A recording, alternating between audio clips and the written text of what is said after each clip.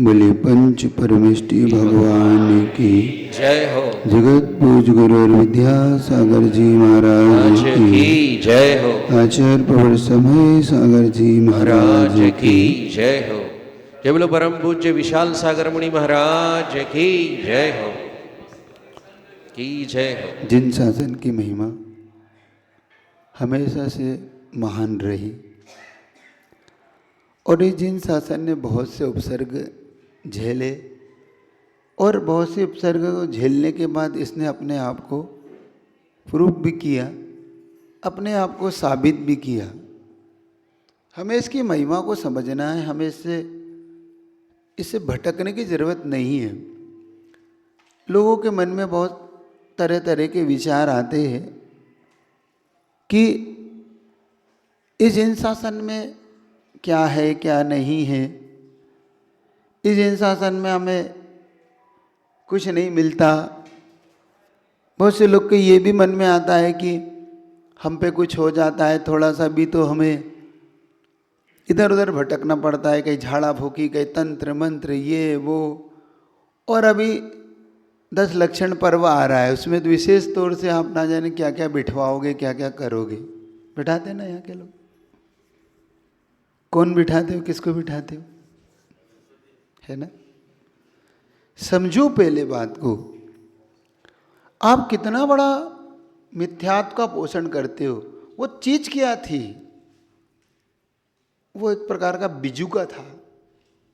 बिजुका जानते हो? जो खेत में लटकाते हैं ना, वो डराने के लिए, उसको उधर बिजुका बोलते। ये भगवान का स्वरूप नहीं था जो आप लोग बिठा लेते हो। ये बिजुका था। ये बनाया गया था एक प्रकार से लोगों की बुरी दृष्टि से बचने के लिए। जैसे किसान जब खेत में उसे लगाता है तो क्यों लगाता है? ताकि गाय बैल पशु उस खेत में घुस के उस खेत को नुकसान ना पहुंचाए।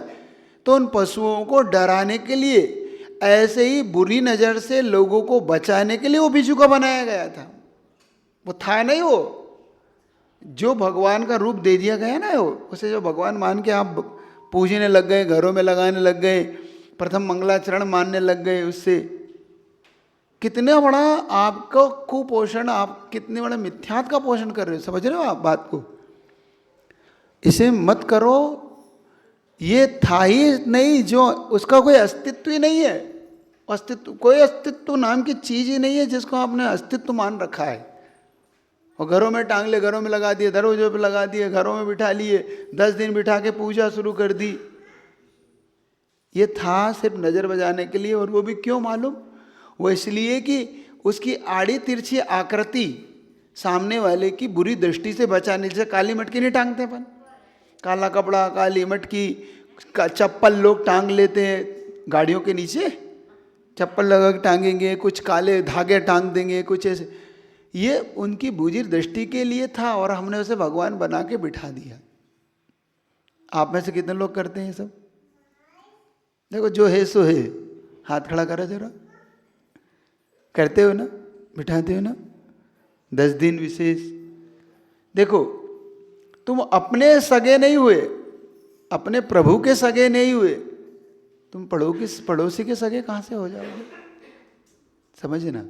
आज एक अच्छा दृष्टांत देके अपनी बात पूरी कर रहा हूं जल्दी। आज 14 का दिन है। यही जिन शासन पे दिल्ली के अंदर बहुत बड़ी आपत्ति आई। दिल्ली के बादशाह ने घोषणा कर दी, जो लाल मंदिर है ना, लाल किले के सामने, उसको देखकर ईर्ष्या वसात वहां के बादशाह ने घोषणा कर दी, मुगल बादशाह ने, कि अगर जैन शासन में कोई शक्ति है, कोई चमत्कार है, कुछ है, तो जैन शासन अपना चमत्कार प्रस्तुत करे, वरना ये मंदिर यहाँ से हटाया जाए। ये फरमान जारी होगा और जैनियों को धर्म बदलना होगा, क्योंकि तुम्हारे धर्म में कोई दम नहीं, कोई चमत्कार नहीं। अब उस समय जैनियों में बहुत उथल पुथल मच गई कि इस समय हमारी आपत्ति को कौन दूर करेगा, क्योंकि महान आचार्यों ने, महान लोगों ने हमारी आपत्ति दूर करी, कहाँ से करे। तो उस समय चर्चा चली कि एक दक्षिण भारत में है एक विद्याधर भट्टारक आचार्य, जो अक्की वाट में जिनकी समाधि है ना, वो उस समय वो भट्टारक थे, बाद में वो मुनि बन के समाधि ग्रहण की गई, समझे ना। वो आज भी वो प्रस्तुत है, वो मेरे पास का प्रमाण है, आपको नहीं चाहिए तो प्रमाण दे सकता उसका, वो प्रमाणित घटना है। जैन से दिल्ली के वहाँ के जैन समाज के लोग बाकायदा 10, 20, 50 की संख्या में वो वहाँ से गाड़ियों पे, बैलगाड़ियों में, घोड़ा गाड़ी, इन पे सबके, क्योंकि उस समय इतने साधन तो थे नहीं, मोटर गाड़ी, वो चल के 1 महीने का सफ़र करके अक्कीवाट पहुँचे थे इस दक्षिण भारत में। उन्होंने अपनी समस्या उनके सामने प्रस्तुत की कि हमारे पर इतनी बड़ी आपत्ति आई है, अब आप ही देखें इसे।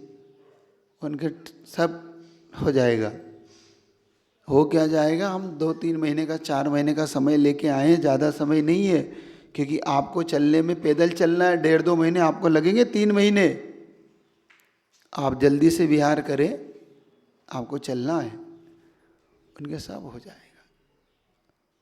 लोगों को बड़ा आश्चर्य हुआ, कैसे हो जाएगा, क्या हो जाएगा, ये चलेंगे कि नहीं चलेंगे, ये क्या चाहते। गुरु पे विश्वास करना बहुत कठिन होता है, बहुत कठिन होता है। और गुरु पे ट्रस्ट हो जाए तो जीवन पार है, बेड़ा पार है। लेकिन हमारा जल्दी से विश्वास होता नहीं, हम जल्दी से समर्पण में आते नहीं।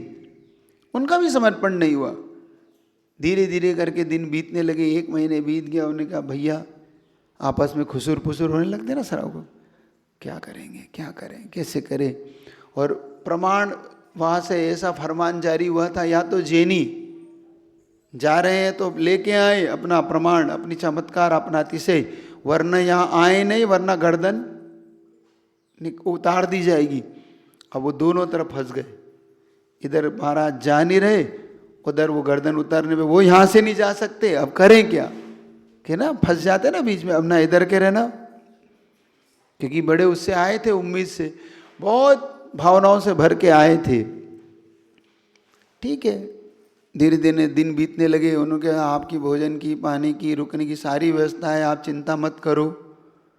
उनकी चिंता हमारी नहीं है, चिंता भगवान की है, चिंता वहाँ के लोगों ने, श्रावकों की। उन पे क्या अत्याचार करेगा मुगल पता नहीं, और भगवान की मूर्ति और इनका क्या होगा कुछ भी पता नहीं है, क्योंकि हम कुछ नहीं कर सकते, क्योंकि लाखों सैनिक हैं वहाँ पर। हम कर क्या पाएंगे, हम गिनती के लोग हैं, वहाँ पर ना हथियार, और जैनी तो चींटी नहीं मार सकता, आदमी तो क्या मारेगा, क्यों। जैनियों की दशा क्या है, वो ना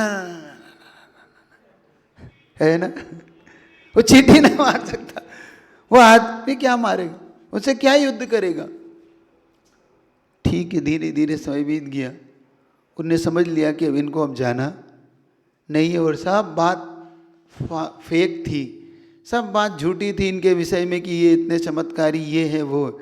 लेकिन तुम गुरु के हृदय को पकड़ नहीं सकते, गुरु के अंतरंग भावों को नहीं पकड़ सकते, पकड़ ही नहीं सकते।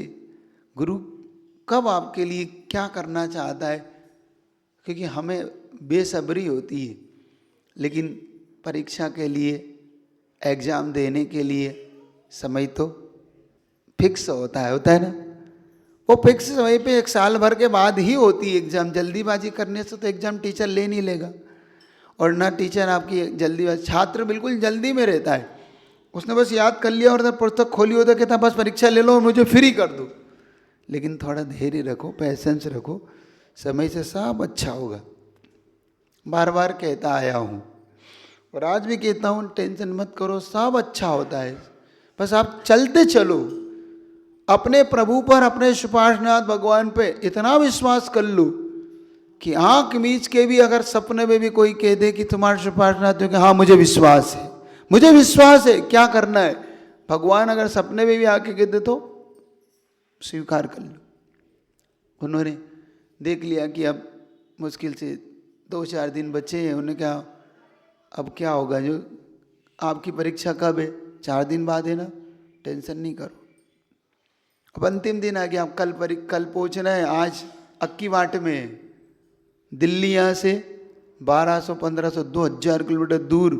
उनके नहीं महाराज ने कहा कल चलना है ना, कल है ना आपकी परीक्षा, ठीक।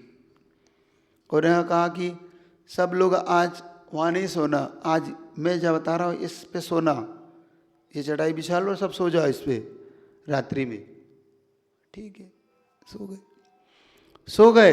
देखना अब गुरु का प्रभाव, जिन शासन की महिमा, मंत्रों का चमत्कार, जो तुम कह सको समझ लेना। इधर रात्रि में सोए, घबरा के सोए, डर के सोए कि अब तो दिल्ली में सारा कल सुबह से खून खच्चर हो जाएगा, सुबह से लोगों की लाशें बिछ जाएंगी, क्योंकि मंदिर टूट जाएगा, क्योंकि कल अंतिम दिन है और मुगल इसका फायदा ले लेगा और बादशाह जरूर इसको करके रहेगा ही रहेगा, क्योंकि उसका तो द्वेष है। इधर सुबह उठे, जैसे ही आंख खुली तो अक्की वाटे में नहीं थे, वो दिल्ली पर में थे। सारे लोग दिल्ली में। उनकी आंख खुली, हम कहाँ हैं इस समय? उन्होंने कहा कहीं नहीं हो, तुम दिल्ली में हो। हम दिल्ली में? हाँ दिल्ली में हो, टेंशन नहीं करो। देखा तो वास्तव में ये तो दिल्ली है, सारे लोग दिल्ली में। जाओ बादशाह को फरमान भेज दो कि महाराज आ गए, जाओ गुरु आ गए, भेज दो। उन्हें ठीक है भाई, फरमान जारी हुआ, भेज दिया गया। दिल्ली में के बादशाह को फरमान भेज दिया गया कि वहाँ पर गुरु पहुँच गए। और स्वयं पालकी में उठाते थे, बाकायदा पालकी में बैठा के ले जाते थे। हम बादशाह के दरबार में आ रहे हैं गुरु सम्मान सहित। बादशाह ने कहा कि इनको तो अपमानित करना है, कैसे आए, कब आए, क्योंकि कोई प्रमाण तो कहीं उन्होंने चारों तरफ देखा तो किसी ने नहीं, कब आ गए और अचानक कैसे आ गए। ठीक है, जब उनकी पालकी ले जाई जा रही थी तो बादशाह ने अपने लोगों को कहा कि सुनो, तुम अपना चेहरा रूप बदलो और पालकी उठाने वाले बन जाओ। और जैसे उनकी पालकी उठाई जाए, थोड़ी दूर चल के कंधा हटा लेना और पालकी धड़ाम से नीचे आ जाना चाहिए और खूब अपमान करो, फिर खूब अपमान करेंगे इनका। वो बाकायदा शामिल हो गए, जुलूस चालू हो गया, गाजे बाजों के साथ जुलूस जाने लगा। और जैसे ही जुलूस आगे बढ़ने लगा, वो लोग धीरे से हम भी कंधा देंगे, हम भी कहते हैं ना, लोगों को उत्साह रहता है, हम भी उठाएंगे। और वो उठा लिए गए। उन्होंने उसको उठाया और 10-20 कदम चले और एक दूसरे को संकेत किया कि हटा लो कंधा। जैसे ही कंधा उन्होंने हटाया, इधर गुरु ने तो समझ लिया था कि ये लोग गड़बड़ करेंगे। जैसे ही उन्होंने कंधा पालकी से हटाया और वो पालकी धड़ाम से नीचे नहीं आई, वो हवा में झूलने लगी और सभी लोग आश्चर्यकारी, सब आश्चर्यकारी, ये पालकी नीचे क्यों नहीं आई, वो भी भूल। उन्होंने बादशाह को जो के बताया, बादशाह वो छोटी मोटी हस्ती नहीं है, वो दिगंबर साधु है, दिगंबर आमनाए से उसको मत छेड़ो। घोषणा हो गई, मत छेड़ो। बादशाह अभी भी नहीं माना, देखो अभी भी नहीं माना उसका मन। बादशाह ने कहा नहीं, एक परीक्षा और लेना, इनका चमत्कार देखना एक और। उसने बाकायदा उनके गुरु का अपमान करने के लिए एक थाली में मांस का टुकड़ा सजा के ऊपर ढक के, जाओ ले जाओ, ओके ना, यह बादशाह ने भेजा है। ठीक है, लाया गया बाकायदा उनके सामने, ये बादशाह ने आपके लिए भेंट भेजी है। उन्होंने कहा रख दो। देखना नहीं चाहोगे क्या है? मुझे पता है क्या है, मुझे पता है क्या है, क्या है। देखो इसमें बादशाह ने फूल ही फूल भेजे हैं मुझे, फूल ही फूल भेजे। और क्या, और फूल नहीं निकले तो, और निकल गए तो और नहीं निकले तो, नहीं निकले तो जो बादशाह कहेगा वो, और निकल गए तो बादशाह से कहना चल के आए यहाँ पर, जाओ मैं नहीं आऊँगा। उनके ठीक है। उनके हटाओ पर्दा, हटाते ही गुलाबों की फूल वहाँ पर लगे हुए थे। बादशाह ने हाथ जोड़े, बाकायदा आए और बादशाह ने घोषणा की कि आज से लाल किले के सामने का मंदिर कभी नहीं हटाया जाएगा और जैनियों का यहाँ पे वर्चस्व रहेगा। इस जैन शासन की महिमा समझना, इसके बाद तुम भटक जाओ, इसके बाद तुम इस जैन शासन पे विश्वास ना करो तो तुम्हें इस जिन आसन में रहने का अधिकार नहीं है, समझ लेना। महिमा समझो इस जिन आसन की, शांति धारा की महिमा में इतने दिन से तुम्हें बार बार कह रहा हूँ, इस शांति धारा को करो, इसके एक एक मंत्रों को समझो। ये मंत्र तुम्हारे लिए ही बनाए गए हैं। शांति विधान करते हुए लोग कह रहे हैं महाराज आस पास तो इतना तराई तराई पानी पानी हो रहा है, ऊपर से वो छोड़ रहे, यहाँ 40 से नीचे नहीं जा रहा है, लेकिन फिर भी सांगली में शांति विधान का प्रताप, शांति छाई हुई। तो शांति विधान, शांति धारा तुम लोगों की हुई भक्ति का प्रतिफल है। और बाकायदा आज झाड़ी भी आ गई, अच्छा है, कम से कम आपने अब झाड़ी, इसको थोड़ा सा छोटा करवा लेना, एक छोटा पाइप लगा देगा या इसको ही छोटा मुंह करके इसको कर देगा वो। तो आज पहली बार झाड़ी आई है और बाकायदा इनसे करना है, तो जल्दी से 1 मिनट का समय दूंगा, इसकी महिमा को समझ लेना। एक एक बूंद गई इस गंधोदक की बहुत गहरी महिमा है। इससे ज़्यादा तो मैं क्या कहूँ, क्योंकि आज 14 का दिन है, 14 का दिन है ना। और ये भी समझ लो आज ठीक 3 तारीख है, तुम्हारे हाथ से 20 दिन कैसे निकल गए तुम्हें पता नहीं पड़ा। और मैं बता रहा हूँ तुम्हारी कार्तिक कृष्ण अमावस्या दिवाली कब आ जाएगी ये पता नहीं पड़ेगा। लिख लेना मेरी बात। मैं हर चतुर्मास में ये लिखवाता हूँ लोगों की तारीख मेरी आने की लिखो। और चतुर्मास की निर्वाण महोत्सव के दिन महाराज जी कैसे निकल गए पता नहीं पड़ा। हम सोच रहे थे कल कर लेंगे, कल कर लेंगे, कल शांतिरा, कल सस्ती हो जाएगी। मत ढूंढो, ये गुरुदेव विद्यासागर जी का संग है, यहाँ सस्ता कुछ नहीं मिलेगा, लेकिन तुम्हें महंगे के लायक बना देंगे। तुम सस्ते में मत ढूंढो, लेकिन तुम्हें इस लायक बन जाओगे तुम कि तुम इससे भी ज़्यादा देना सीख जाओगे, कि इस कैपेबल। क्योंकि मेरा ध्येय, बहुत से लोग को ये बार बार मन में आता है कि महाराज जी मंदिर को इतना करोड़पति क्यों बना रहे।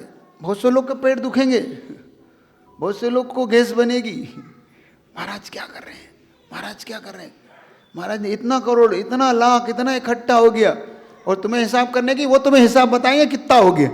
तुम बिल्कुल टेंशन मत करना, तुम बिल्कुल टेंशन करना ही मत। हर दिन तुम्हारी ये लिस्ट वहाँ पे जारी, आज इतना हो गया, आज इतना हो। तुम टेंशन मत करना, वो खुद बताएगा, पड़ोसी बताएगा कि इतने करोड़ इकट्ठे हो गए। तो मेरा ध्येय क्या है ये समझ, क्योंकि मुझे जिनालयों को करोड़पति नहीं बनाना है। जिनालय को करोड़पति बनाने का मेरा मन भी नहीं है, क्योंकि इन जिनालयों को करोड़पति बनाना नहीं है।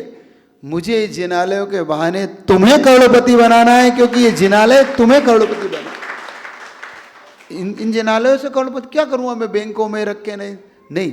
मुझे मालूम है कि ये जिनालय एक ऐसा बैंक है जहाँ पर एक बार रखने के बाद जब एफडी खुलती है, जब इसकी एफडी टूटती है, तो आदमी सोचता है कि मैंने तो डाला एक दाना था और ये इतना कहाँ से, क्योंकि यहाँ पर देने वाला देता कुछ है।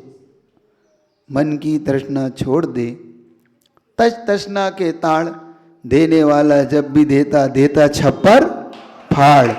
तो चिंता मत करना, बस तुम तो एक बार गुरु का कहना मान लेना। जैसे अक्की वाट वालों के गुरु का कहना वो मान नहीं पाए, लेकिन अंतोगत्वा जब खुले तो लॉटरी, तो एक बार विश्वास करके मेरा कहना मान लो। जल्दी से आज 14 का दिन है, महान अवसर है, शनिवार। देखो आज भी शनिवार पड़ गया। उस दिन भी मैंने कहा था ना शनिवार 14 बैठ जाए, तो बस समझ लो कि पो 12 का काल आ गए। आज विशेष 14 से आज एकासन रखना, उपवास रखना, अभक्ष से बचना, और ज़्यादा नहीं कर सको तो रात्रि में 4 प्रकार का त्याग तो रखना ही है, ब्रह्मचर्य का पालन तो करना ही है।